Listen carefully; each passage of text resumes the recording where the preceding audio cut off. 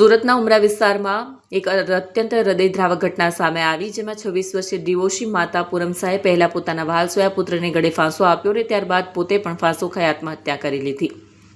મૃતક પૂનમ છેલ્લા કેટલાક સમયથી તેના પિયરમાં માતા અને ભાઈ સાથે રહેતી હતી. ઘટનાના દિવસે સવારે પૂનમનો ભાઈ કોઈ કામ અર્થે ઘરથી બહાર ગયો.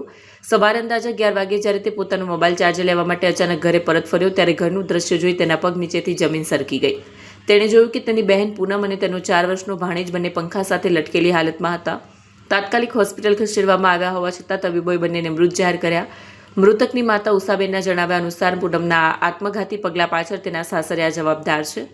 પૂનમની માતાએ આક્ષેપ કર્યો છે કે તેની નણંદ તેને ખૂબ જ હેરાન કરતી, ઘરના તમામ નિર્ણયો નણંદ જ લેતી અને સાસુ તથા પતિ પણ તેની જ વાત માનતા. તેમણે વધુમાં જણાવ્યું કે પૂનમના પતિ કરણ શાહ ક્યારેય તેની પત્નીનો પક્ષ લેતા નહોતા. ઉલટાનું નણંદના કહેવા પર તે પૂનમ સાથે ઝઘડા કરતા અને છૂટાછેડા લેવા સુધીનું દબાણ કરતો. પૂનમે 5 વર્ષ પહેલા અમદાવાદમાં રહેતા અને કાપડની દુકાનમાં નોકરી કરતા કરણ શાહ સાથે પ્રેમ લગ્ન કર્યા. સપના સાથે શરૂ થયેલી આ સફર ગણતરીના દિવસોમાં જ દુઃખ સ્વપ્ન બની.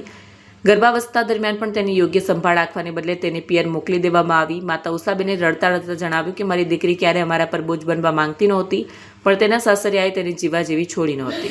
26 के रोज उमरा पुलिस स्टेशन में एक घटना सामने आई है, जिसमें कि एक महिला पूनम तायड़े जिनकी उम्र 26 वर्ष है और उनका पुत्र शिवाय तायड़े जिनकी उम्र 4 वर्ष है, इन दोनों का देहांत हो गया है। जिसमें कि ये शिवाय और इनकी माताजी पूनम, इन दोनों को गड़ा फांसा खा करके मृत जाहिर किया गया है।